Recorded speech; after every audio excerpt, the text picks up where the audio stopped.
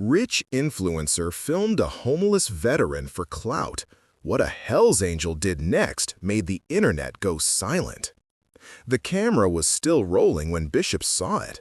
The kid with the designer jacket and the $1,000,000 smile crouched beside the old man on 6th Street, holding out a 20 like it was salvation. His other hand steady on the phone, capturing every manufactured second of his own generosity. The veteran's hand shook as he reached for the bill, and Bishop could see it from across the street. The shame in those eyes, the way a man shrinks when he becomes someone else's content. The kid was talking loud enough for the mic to catch it. "See, guys, this is what real charity looks like. Don't forget to smash that like button." The light changed. Bishop's Harley stayed where it was, engine rumbling like distant thunder.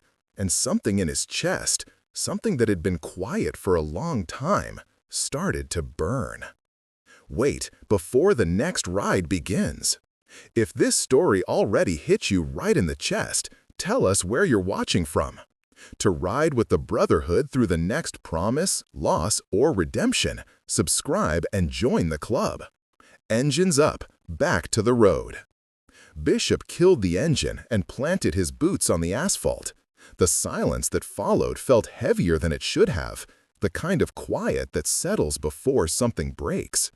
He'd been riding through downtown Phoenix looking for nothing in particular, just burning gas and clearing his head after a long week at the shop, when he'd stopped at the red light and seen the whole performance unfold. The influencer couldn't have been more than 23, 24, was wearing shoes that probably cost more than Bishop's motorcycle payment. His hair was styled in that deliberate, messy way that took product and time to achieve. The phone he held was the newest model, and the ring light clipped to his belt caught the veteran's weathered face in artificial glow, turning human suffering into content optimized for engagement. "What's your name, sir?" the kid asked, his voice dripping with rehearsed compassion. The veteran mumbled something Bishop couldn't hear from across the street. "Thomas? That's a strong name. Thomas, when did you serve?" The old man's lips moved. "Vietnam, probably." Bishop could tell from the way he held himself, that particular stoop that came from carrying weight no one else could see. "Vietnam!" the influencer announced to his phone like he'd discovered gold. "A hero, guys! This man is a hero, and look at how our country treats him." He shook his head with practiced dismay. "It's so sad. But today, we're going to change Thomas's life. Today, I'm giving him not $20, he paused for effect, but $50. The veteran took the bills with trembling hands, said thank you. The influencer made sure the camera caught it all. Bishop started walking. His boots hit the pavement in a rhythm that matched his heartbeat, steady, measured, but building toward something. He was a big man, 6'3" in his socks, with 40 years of road and iron carved into his frame. The kata he wore, his leather vest with the patches that meant everything, marked him clearly. The rocker on his back read "Nomad" beneath the winged death's head. He'd earned every thread of it, across highways and promises that most people couldn't understand. The influencer didn't notice him approach. He was too busy staging his exit, telling his audience to follow for more life-changing content, and reminding them about his merch drop next Tuesday. The veteran noticed, though.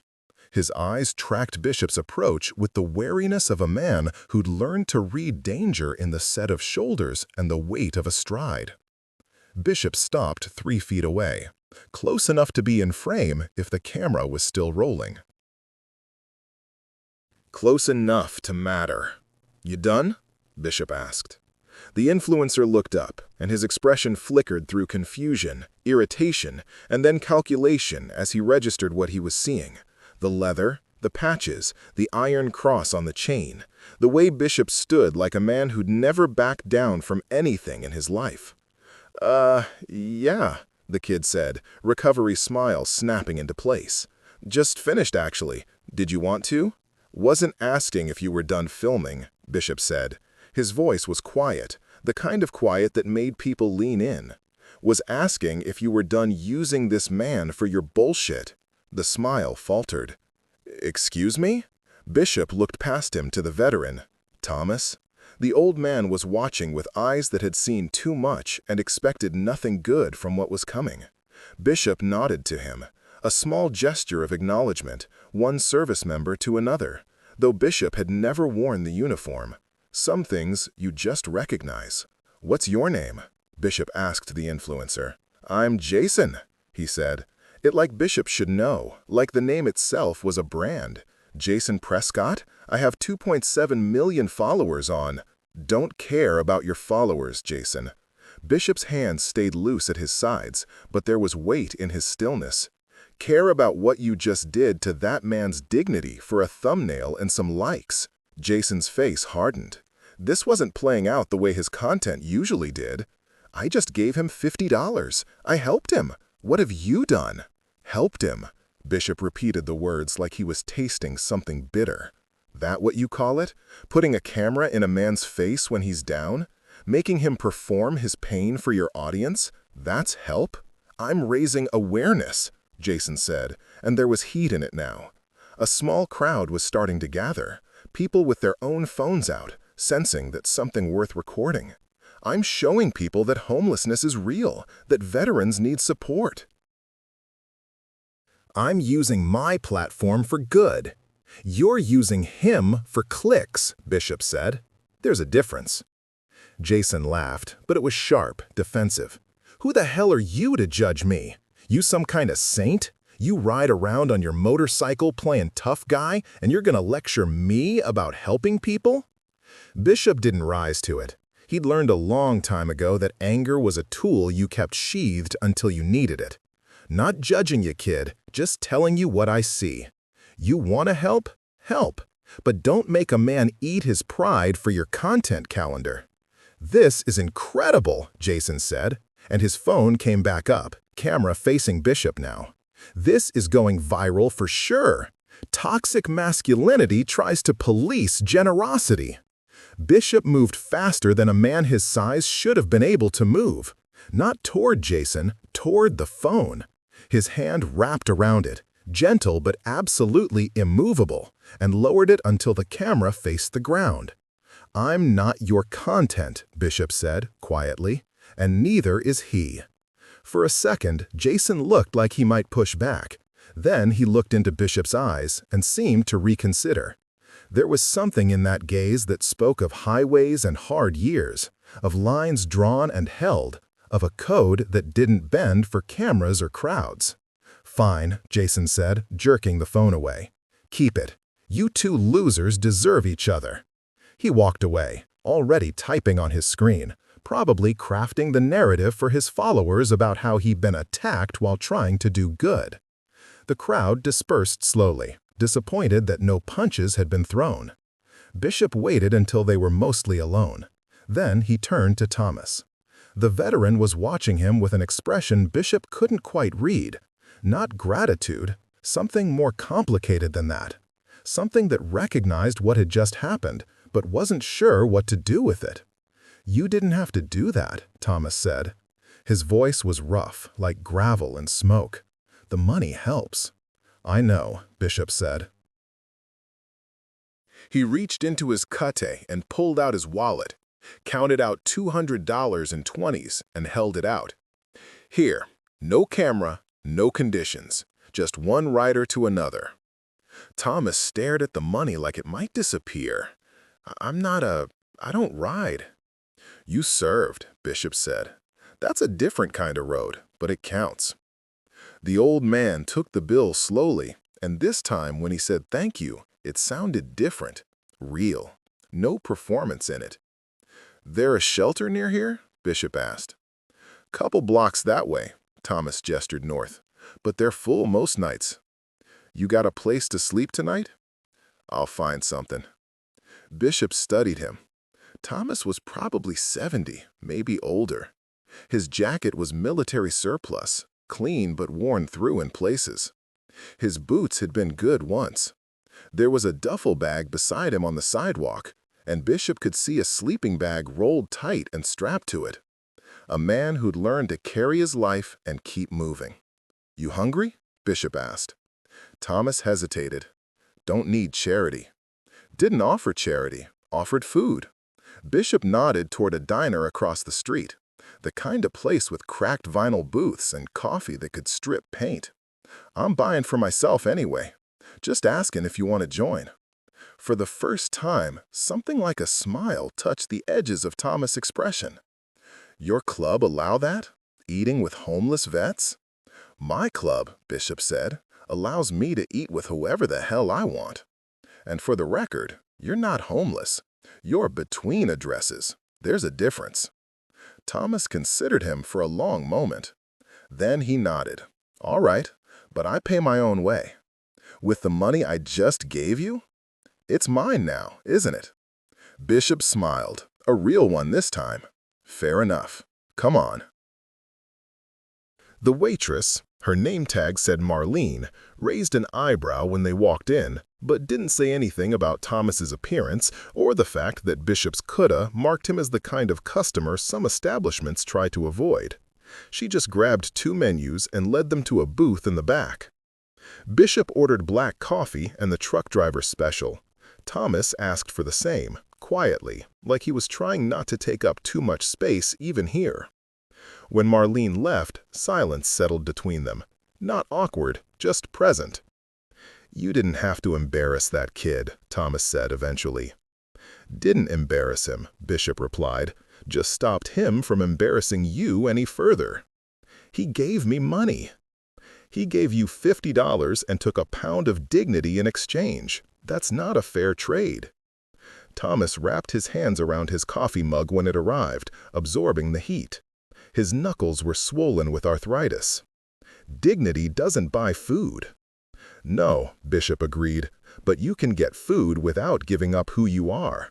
Every man's got a line. Some just forget where they drew it." "And where's yours?" Bishop took a drink of his coffee, considering the question. "Same place it's always been. Loyalty, respect, the code. You don't use people. You don't take what isn't offered. And you sure as hell don't make someone suffering into entertainment. You learned that in your club?" "Learned it everywhere. The club just gave me brothers who believed the same thing." Thomas studied him over the rim of his mug. "You been riding long?" 23 years with the patch, longer on the road." "You kill people?" The question came without judgment, just curiosity. Bishop appreciated that. "Not for a long time," Bishop said honestly, "and never anyone who didn't have it coming. Club's not what people think it is. Most of what we do is ride, work, take care of our own. Yeah, there's lines that get crossed sometimes, rules that get enforced." "But the media talks about 1% like we're all criminals. Truth is, most of us just want to live by our own code and be left the hell alone." "The 1%?" Thomas repeated. "That's what they call you?" "That's what we call ourselves. 1% of motorcyclists who don't play by the American Motorcyclist Association's rules. We wear it as a badge. Means we're free." "Free," Thomas said, and there was something wistful in his voice. "Haven't felt free in a long time." "What happened, if you don't mind me asking?" Thomas was quiet for a while. Marlene brought their food. Eggs, hash browns, bacon, toast, and they ate in silence for a few minutes. Bishop didn't push. He'd learned that people told you what they needed to tell you when they were ready. Finally, Thomas set down his fork. "I came back from Vietnam in '72. 22 years old and about 100 years older at the same time, if you know what I mean. Got married, had 2 kids, worked construction. Did okay for about 30 years. Then my wife got cancer. Stage 4 by the time they found it. She fought for 3 years, and I spent everything we had trying to save her. Mortgaged the house twice. Cashed out my retirement. None of it mattered. She died anyway." Bishop listened without interrupting. "After that, couldn't keep up with the payments. Lost the house. Kids were grown by then, had their own families. Tried to get help, but you know how it is. System's not built for people like us. Ended up here. He gestured vaguely in himself, at the situation. Been 5 years now. Get some disability, not enough to afford rent in this city. Sleep where I can. Try to stay clean, stay out of trouble. It's not much, but it's what I got. Your kids know? Thomas's face tightened. They know, but I won't burden them. They got enough on their plates. Mortgages, kids, life. They offer to help, but I can't take it. Won't make my problems theirs. That's pride talking, Bishop said gently. Maybe, but it's all I got left. Bishop understood that. Pride was sometimes the last thing a man could hold on to when everything else had been stripped away. What'd you do in Vietnam? Infantry. Saw action in Khe Sanh, among other places. Did my tour, came home, never talked about it much. Thomas paused. You serve? No. Grew up after the draft ended, and by the time I was old enough, I was already riding with guys who'd been there. Heard enough stories to know I can't know what you went through, but I respect it. Respect? Thomas smiled slightly. That kid today, Jason, he kept calling me a hero. People love to call us heroes when they're trying to make themselves feel good, but they don't actually want to deal with us. Don't want to see what we became when we came back. Easier to make us into symbols than people. That's the truth of it, Bishop said. Everyone loves a veteran on Veterans Day. Rest of the year, they just want you to be invisible. You get it. I know enough riders who served, seen how they were treated. Systems broke. They finished eating, and Bishop paid the bill despite Thomas's protests. When they stepped back outside, the sun was starting to drop toward the horizon, painting the sky in shades of orange and purple that made the city look almost beautiful. Bishop walked Thomas back to the corner where he'd found him. The veteran settled back against the wall with his duffel bag, arranging his sleeping bag for later. You'll be all right tonight, Bishop asked. Same as every night, Thomas said. I'll manage. Bishop pulled out a card from his wallet and handed it over. It had the name of his shop, Bishop's Customs, and a phone number. You need anything, you call that number. Food, place to stay for a night, work if you can do it. We always need help at the shop. Thomas looked at the card like it was precious. Why are you doing this? Because that kid with the camera did it for the wrong reasons, Bishop said. And I figure someone should do it for the right ones. What's the right reason? Because you're a man who served his country, lost everything trying to save the person you loved, and you're still here fighting. That's worth something. That's worth respect. Thomas' eyes got bright, and he looked away quickly, blinking hard. Thank you. Don't thank me yet. Haven't done anything. Bishop pulled on his gloves. But I will. You hold on to that card. He walked back to his Harley, threw his leg over, and felt the familiar weight settle around him. The bike, the road, the freedom of motion. He kick-started the engine, and it roared to life like waking something that had been sleeping. Thomas raised a hand in farewell, and Bishop returned the gesture. Then he rode. The video went live 3 hours later. Bishop didn't see it right away.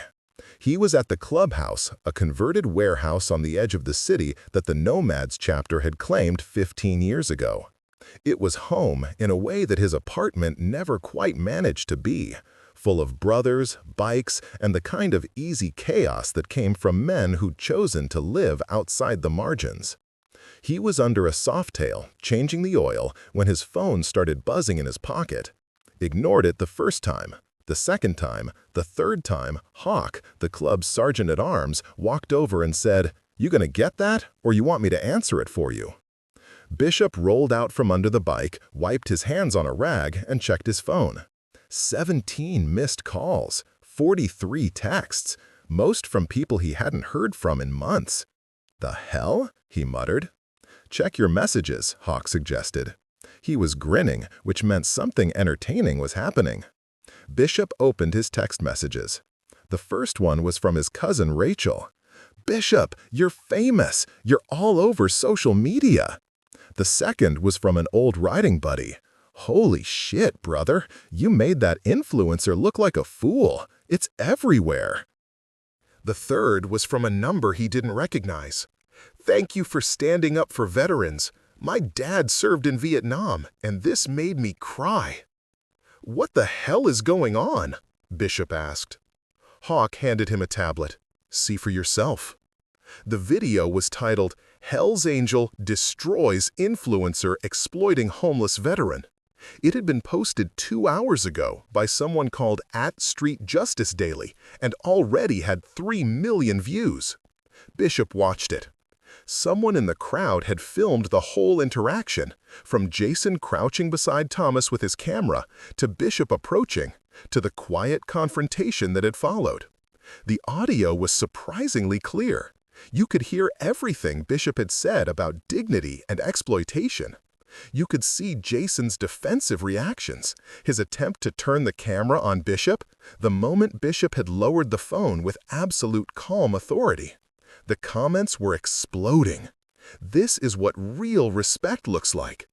That biker showed more humanity in 2 minutes than that influencer has in his whole career. Jason Prescott is a clown, uses homeless people for views, and acts like he's saving the world. Can we talk about how gentle that Hell's Angel was? He didn't threaten anyone, just spoke truth. "I'm a veteran, and this made me fucking cry. Thank you to whoever that biker is." The video had been shared thousands of times. Jason's original video, the one he'd posted of his generous act, was being ratioed into oblivion, with people flooding his comments calling him out for exploitation. Bishop set down the tablet. "Shit. You're a hero, brother," Hawk said, still grinning. "The internet loves you." "I'm not a hero. I just told a kid to stop being an asshole." "Yeah, well, apparently the whole world needed to see someone tell that particular kid to stop being an asshole." Hawk clapped him on the shoulder. "This is good for the club, too. People see us as criminals. This shows them we're just men with a code." Bishop wasn't sure how he felt about that. The club had never courted publicity. They lived by their own rules, specifically because they didn't want the world's attention. But he couldn't deny that the video had struck a chord. His phone buzzed again. This time it was a call from a local news station. He let it go to voicemail.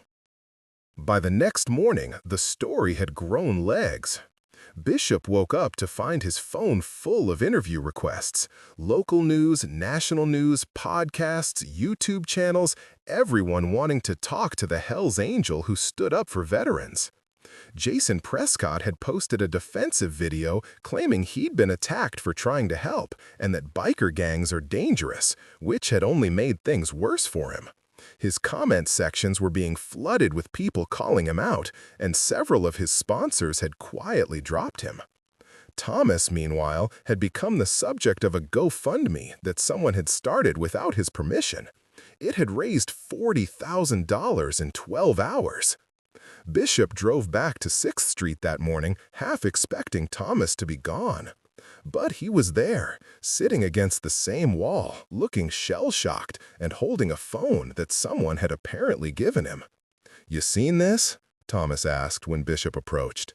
"Yeah, I seen it." "There's $40,000 for me," Thomas said, like he couldn't quite believe the words. "People keep coming by, giving me things.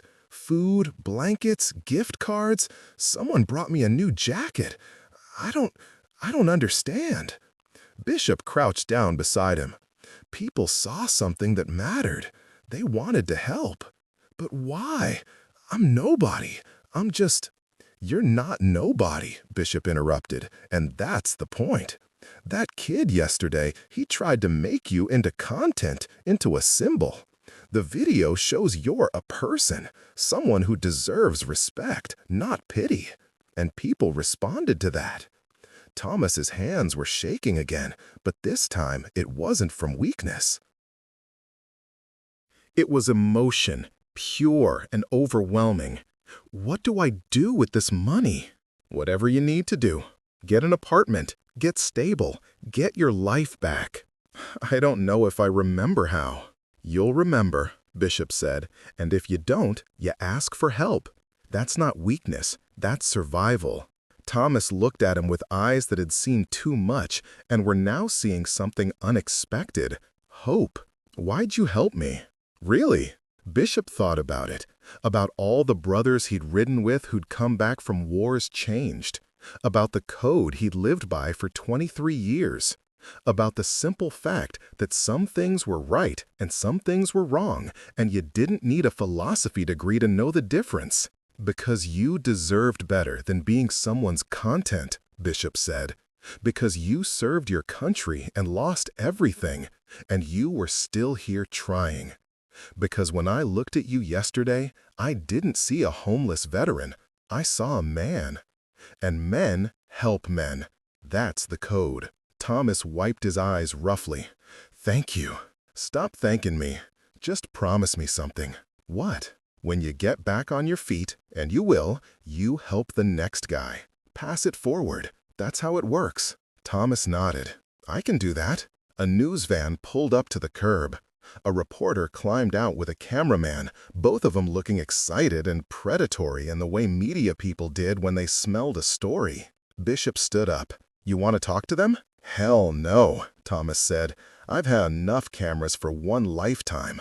Bishop smiled. Good answer. He turned to the reporter, who was already approaching with a microphone. He's not interested, and neither am I. You want a story? Here it is. Man helps man. That's it. That's the whole thing.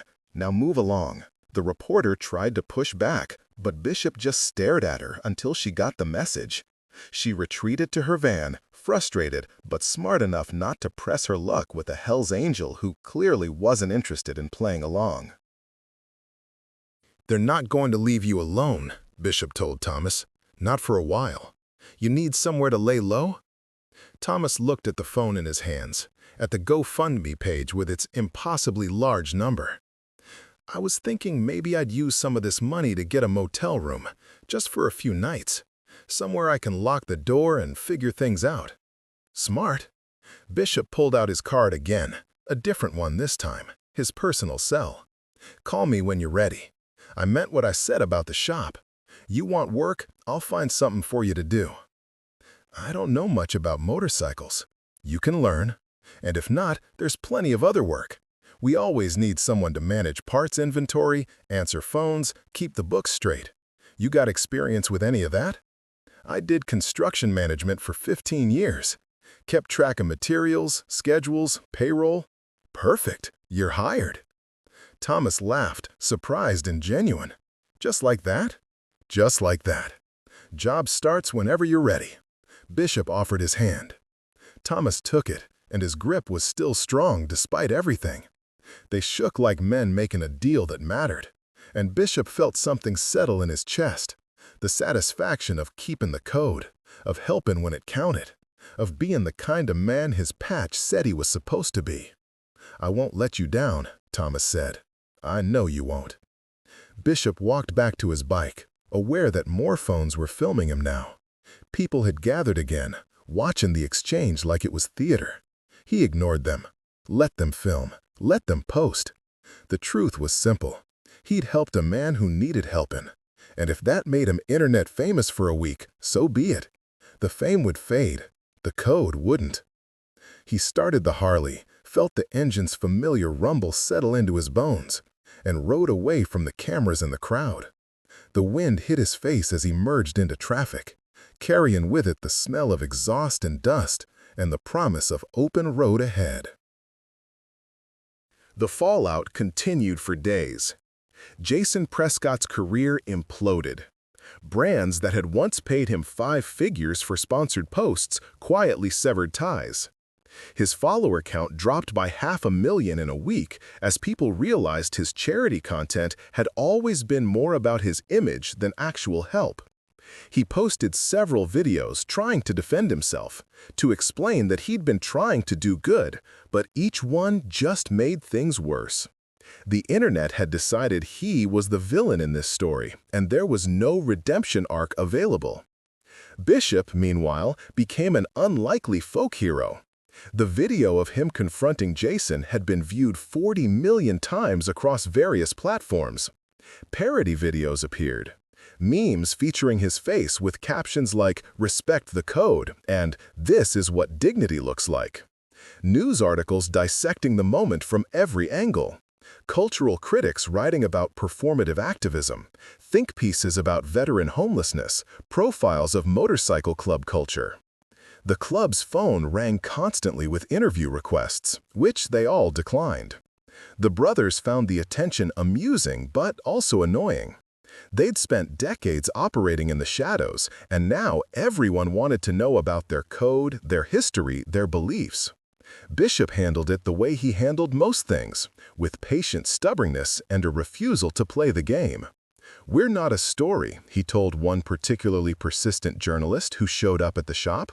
"We're just men living by a code we believe in. What I did wasn't special.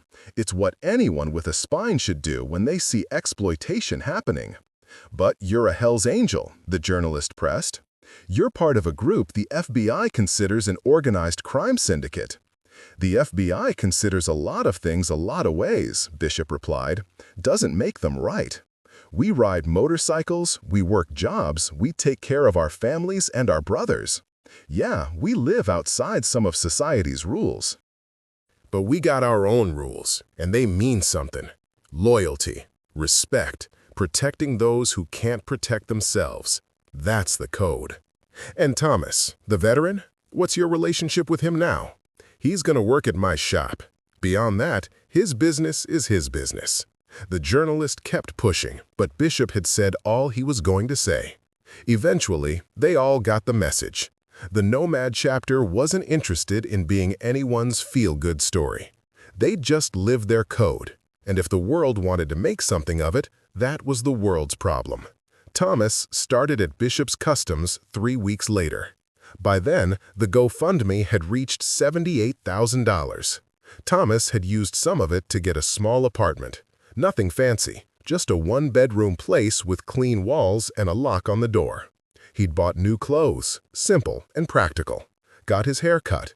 Saw a doctor for the first time in 5 years and got his arthritis medication adjusted. Started seeing a therapist who specialized in veterans' issues. The transformation wasn't magical. He still looked like a man who'd been through hell. Still moved carefully, like someone who'd learned not to expect good things. But there was something different in his eyes now. A light that hadn't been there before. Hope, maybe. Or just the simple relief of having a foundation again. Bishop set him up in the office, managing inventory and orders. The work was straightforward but important, and Thomas took to it with the methodical precision of someone who'd spent years managing construction sites. He showed up early, stayed late, and never complained. The brothers treated him with the casual respect they showed anyone who earned it. No special treatment, no pity, just acknowledgement that he was one of them now. On his 3rd week, Bishop found Thomas in the office after hours, staring at a wall covered in photos of the club. Some of the men in those photos were dead now. Some had moved on. But the history was there, preserved in Polaroids and printed images that capture moments of brotherhood and road. "You got something like this?" Thomas asked. "From your service?" Bishop leaned against the doorframe. "The club is my service. This is what I fought for. Freedom to live by my own rules, ride with my brothers, answer to no one but ourselves. Must be nice. Has its costs. Everything does." Thomas turned to face him. "I talked to my daughter yesterday. First time in 6 months. Told her about the job, the apartment. She cried." "Good tears?" "Yeah, good tears." Thomas smiled, and it transformed his face into something younger. "She wants to visit, bring her kids, my grandkids. I haven't seen them in 2 years." "That's good, Thomas. That's real good. It's because of you." Bishop shook his head. "It's because of you. You're the one who stayed alive, who kept trying, who took the help when it was offered. I just gave you a push. You did the walking." "Still," Thomas's voice got rough. "I was about done, before you showed up. I was thinking maybe it was time to stop fighting. Then you stopped that kid from making me into his content, and something shifted. Felt like maybe I still had some dignity left. Maybe I was still worth something. Bishop felt the weight of those words. How close it had been. How a moment could change everything. "You're worth something," Bishop said. "Every man is. Some just forget it for a while." "What about you? You got family?" "Club's my family. Never married, no kids. This life isn't for everyone." "You ever regret it?" Bishop thought about it honestly. "Sometimes. When I see brothers with families, kids at birthday parties, that whole normal life thing. But then I get on my bike and ride, and I remember why I chose this. Freedom isn't free. It costs you the comfortable life, the white picket fence, the retirement plan. But what you get instead is worth it, at least for me." "The code," Thomas said. "The code." They stood in comfortable silence for a moment, two men from different worlds who'd found common ground in the understanding that respect and dignity mattered more than comfort or conformity. "I want to help others," Thomas said eventually, "like you helped me. I've been thinking about it. The GoFundMe money, most of it I don't need. I want to use it to help other veterans. Maybe start something. I don't know what yet, but something." Bishop smiled. "That's the right instinct. What did I tell you? Pass it forward." "Yeah, pass it forward," Thomas nodded, resolution settling into his features. "I know some guys from VA groups, other vets who are struggling. I was thinking maybe we could set up some kind of fund, help with rent deposits or job training or just basic necessities. Nothing big, nothing complicated, just real help." "You want help setting it up? I know some lawyers, accountants, brothers who can help with the legal side of things." "You do that?" "Thomas, you work here now. You're part of this. We take care of our own, and you're one of ours. If you want to help other veterans, the club will back you. That's what we do." Thomas's eyes got bright again, and he looked away quickly. "Thank you." "Stop thanking me and let's get to work. You got a vision, I got resources. We'll make it happen." The foundation launched 2 months later. It was called Second Mile, named after the idea that sometimes you needed to go the extra distance for someone. Thomas ran it with the same precision he brought to managing Bishop's inventory, carefully, methodically, with attention to the humans behind the numbers. The remaining GoFundMe money seeded the fund, and word spread quickly through veteran networks. Donations came in from unexpected places, other motorcycle clubs, military organizations, individuals who'd seen the video and wanted to help. They started small. Helping with first month's rent and deposits for homeless veterans, providing job training funds, covering medical expenses that VA benefits didn't touch, basic necessities like clothes, phones, bus passes, the practical things that made the difference between survival and stability. Bishop handled the back end, using his network to find apartments that would rent to people with no recent housing history. Hawk helped with job placement, connecting veterans with brothers who owned businesses and were willing to hire. The whole club got involved in different ways, and it became something bigger than any of them had expected, a mission that felt right, that aligned with the code they lived by. The media tried to cover it, wanted to make it into another feel-good story about the Hell's Angel with a heart of gold. But Bishop and Thomas both refused interviews, kept the work quiet. The foundation's website was simple and functional, with a donation button and clear information about what they did. No glamour shots, no promotional videos, no branding, just service. "We're not doing this for publicity," Thomas explained to a reporter who'd managed to track him down. "We're doing it because it needs to be done. Every veteran we help is someone's father, brother, son. They served their country, and their country forgot them. We're just reminding the world that they're still here, still fighting, still worthy of respect." The video of that quote went moderately viral, but by then the internet had mostly moved on to other dramas. Jason Prescott had disappeared from social media. His last video, a teary apology that felt hollow and calculated. The influencer economy had chewed him up and spit him out, which was its own kind of justice. 6 months after the confrontation on 6th Street, Bishop found himself riding through the desert with Thomas on the back of a borrowed bike. It had been Thomas's idea. He'd mentioned wanting to learn to ride, to understand what it felt like to have that freedom Bishop talked about. So they'd spent a few weeks teaching him the basics in parking lots, then gradually working up to actual road riding. Thomas had natural instincts, the kind of balance and awareness that came from years of staying alert and present. He'd taken to it faster than Bishop expected. Now they were out on Highway 60, heading east toward nothing in particular, just burning gas and miles. The sun was setting ahead of them, turning the sky into layers of gold and crimson. The desert stretched out in all directions, ancient and indifferent, beautiful in its emptiness. Bishop could feel Thomas's grip on the bike relax as they rode, the tension leaving him as the road worked its magic. There was something about riding that stripped away everything unnecessary, all the pain, the history, the weight you carried. Out here, there was just motion and wind and the steady thrum of the engine between your legs. Pure presence, pure freedom. They stopped at an overlook, killed the engines, and stood looking out at the desert as the sun touched the horizon.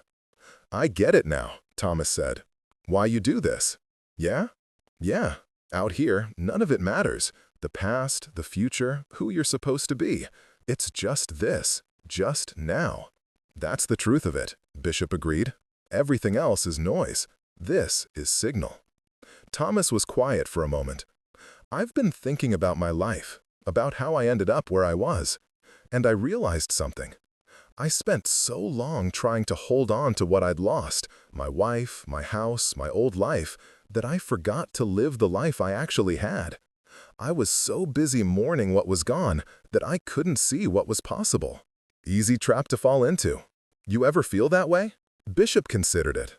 "Maybe once, long time ago. I had a girl before the club. She wanted the normal life, marriage, kids, suburbs. I wanted the road. Had to choose. Spent a couple years after wondering if I'd made the wrong call. And then I stopped wondering. Realized there's no wrong call, just different paths. I chose mine, she chose hers. Could have spent my whole life looking back and asking what if, or I could accept the choice and live it fully. So that's what I did. No regrets. Didn't say that. Just said I stopped letting regret run my life. There's a difference." Thomas nodded slowly. "I'm trying to learn that. How to let go of what was and embrace what is." "You're doing it," Bishop said. "Every day you show up at the shop, every veteran you help through Second Mile, every time you call your daughter, you're doing it. It's not magic, it's just choosing forward over backward, one day at a time." The sun slipped below the horizon, and darkness began to settle across the desert. Stars appeared overhead, more than you could ever see in the city, scattered across the sky in patterns that humans had been reading for meaning since time began. "I'm glad you stopped that day," Thomas said quietly. "On 6th Street. I'm glad you saw me as a person instead of a problem." "Everyone's a person," Bishop replied. "Some just need reminding." They stood there a while longer, two men who'd found brotherhood in unexpected circumstances, watching the night arrive. Then they climbed back on the bikes, started the engines, and rode back toward the city with their headlights cutting tunnels through the darkness. A year after the video went viral, someone uploaded a follow-up. It showed Thomas at Second Mile's new office, a small storefront they'd rented with donation money, with desks and filing cabinets and a coffee pot that was always on. Veterans came through the doors every day, some looking for help, some looking to volunteer, all looking for connection to people who understood what they'd been through. The video showed Thomas working at his desk, coordinating housing placements. Showed him sitting with a homeless vet, filling out paperwork to get him into an apartment. Showed him laughing with volunteers, most of them veterans themselves, who'd found purpose in helping their brothers. And at the end of the video, it showed Bishop stopping by on his lunch break, bringing sandwiches and sitting with Thomas in the small break room, just two friends eating together and talking about nothing important. The video was titled, "Whatever Happened to the Homeless Veteran a Year Later?" It didn't go as viral as the original. Feel-good updates never did. But the people who watched it understood what they were seeing. Not a fairy tale ending, but something better, a real one. A man who'd found solid ground again and was using that stability to help others find theirs. The comments were different this time. This is real change. Not some influencer throwing money at a problem for views, but actual sustained effort to help. That biker saved this man's life, and now they're both saving others. This is what community looks like. I'm a veteran and Second Mile helped me get housing last month. Thomas spent 3 hours helping me fill out forms. This organization is the real deal. The world needs more people like Bishop and Thomas, men who live by a code and actually follow it. Bishop watched the video once, at Thomas' insistence, and then never thought about it again. The internet's validation meant nothing to him. What mattered was the work. What mattered was showing up every day and living the code he'd sworn to uphold. What mattered was the brothers beside him, the road ahead of him, and the knowledge that he'd kept his word.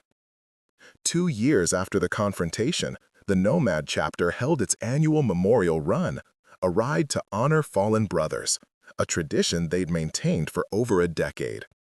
They gathered at dawn in the clubhouse parking lot, 40 bikes in formation, engines rumbling like distant thunder. Thomas was there, riding his own bike now, a used Harley that Bishop had helped him restore, teaching him the mechanics of the machine he'd come to love. He wore a leather vest, too, though not a cutty. He hadn't earned that, and he knew it.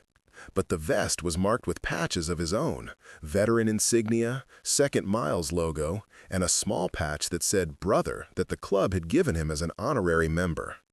They rode north through the desert, a long column of chrome and steel and men who'd chosen this life. The sun rose behind them, casting their shadows long across the asphalt. They rode in formation, tight and precise, a brotherhood moving as one organism.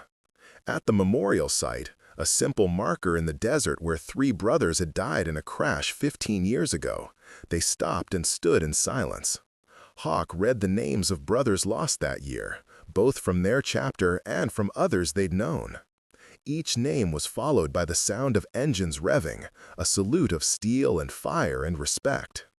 Thomas stood among them, a man who'd been broken and had rebuilt himself, who'd been invisible and had found community, who'd been without purpose and had discovered it again. He listened to the names and thought about all the brothers who'd never made it home from their wars, all the men who died alone and forgotten, all the potential that had been lost to a country that loved its soldiers in theory but abandoned them in practice. When the ceremony ended and they prepared to ride back, Bishop found Thomas staring at the memorial marker. "You thinking about the brothers you lost?" Bishop asked.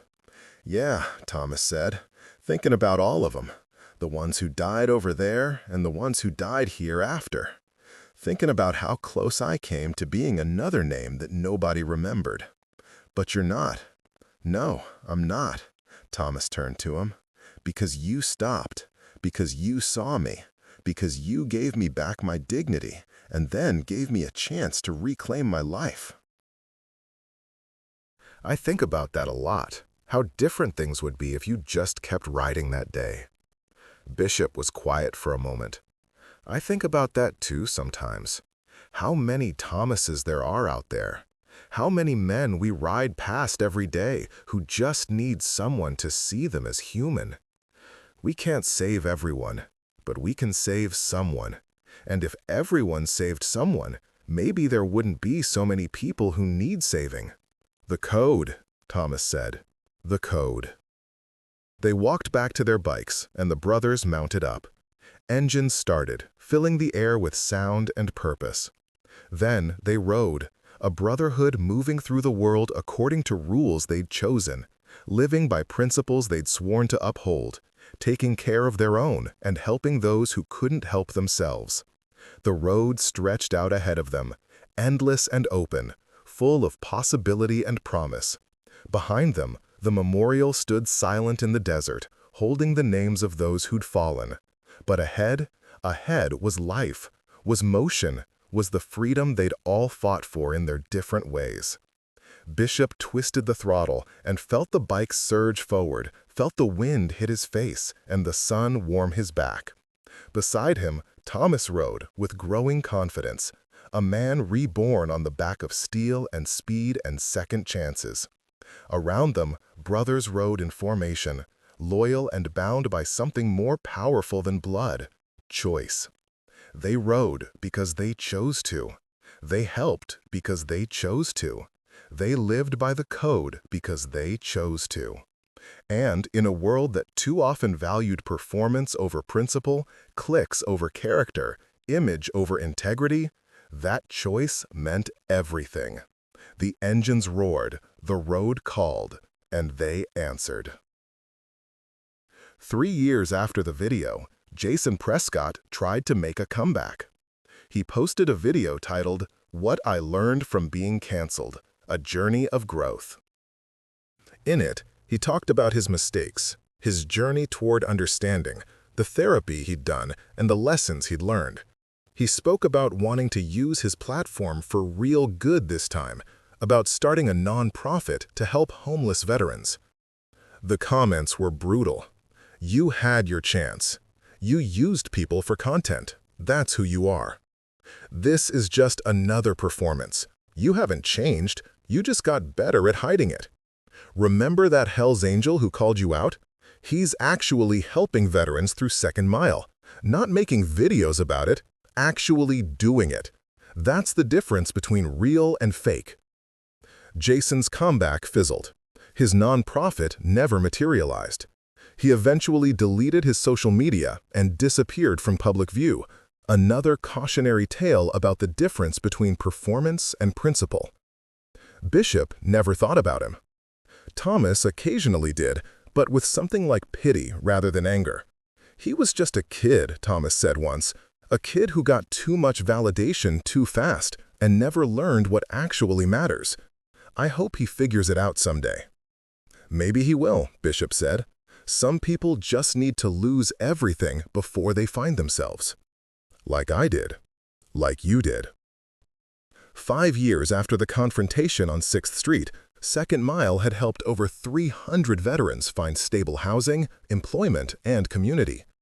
The organization had expanded to 3 cities, all run by veterans with the same principles Thomas and Bishop had established: dignity, respect, practical help without cameras or performance. Bishop's Customs had become something of a hub for veterans in the motorcycle community. Thomas still managed the inventory, but had also become something like a counselor, someone vets could talk to who understood both the military experience and the struggle of rebuilding a life after everything fell apart. The shop always had coffee on, always had time for someone who needed to talk, always had brothers willing to help a man get back on his feet. The Nomad chapter had quietly started recruiting veterans who wanted to ride. Not everyone made it through the prospect process. Becoming a brother took time, commitment, proof that you lived by the code. But those who earned their patches found something they'd been missing since they'd left the service: brotherhood, purpose, the family that had their back no matter what. Bishop was 53 now, with more gray in his beard and deeper lines around his eyes. He still rode every day, still ran the shop, still lived by the code that had guided him for over 2 decades. He'd become something of a legend in motorcycle circles, not because of the video, which was mostly forgotten now, but because of the consistent way he lived his principles. Thomas was 75, healthy and active, with an apartment full of photos of his grandkids and a schedule packed with Second Mile work and riding.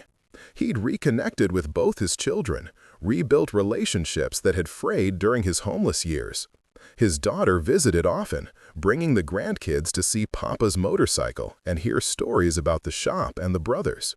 They still rode together most weekends, often with other brothers from the club or veterans Thomas had helped. The formation had grown over the years. More bikes, more brothers, more men who'd found family in the road and the code. On a Sunday morning in late autumn, they gathered for a special ride. A young veteran named Marcus, 26 years old, Afghanistan, struggling with PTSD and homelessness, had asked Second Mile for help 3 months ago. Thomas had worked with him, getting him housing, connecting him with therapy, helping him navigate the VA system. Bishop had given him a job at the shop, starting simple and building as Marcus proved reliable. Now, Marcus had saved enough for a bike, a used Sportster that needed work but had good bones. The brothers had helped him restore it, teaching him mechanics while they built the machine. And today was his first real ride with the club, not as a prospect or a job, but as someone the Brotherhood had claimed as their own. They rode north into the mountains, a formation of 20 bikes with Marcus in the middle, protected and welcomed. The autumn air was cool and sharp, the sky that particular blue that only came at that time of year. Leaves were changing color in the high country, painting the hills in golds and reds. At a rest stop overlooking a valley, they gathered in a loose circle.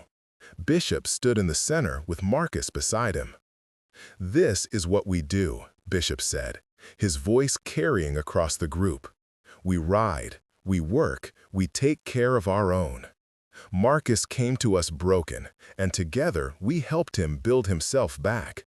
Not because we wanted something from him, not because we were filming it for content, but because it's the code. Because every man deserves dignity and respect and a second chance. The brothers rumbled agreement. "Thomas," Bishop continued, turning to the older man, "you want to say something?" Thomas stepped forward, put a hand on Marcus' shoulder. "I was where you were 3 years ago, homeless, broken, ready to quit. And someone saw me as a human being instead of a problem or a photo opportunity. Someone reminded me that I still had worth. That changed everything." His voice got rough with emotion. "You got that worth too, Marcus. You served your country. You survived hell. You're still here, still fighting. That takes more courage than most people will ever understand. You're not just a veteran we helped, you're a brother now, and brothers look out for each other. Always." Marcus's eyes were wet. He nodded, unable to speak.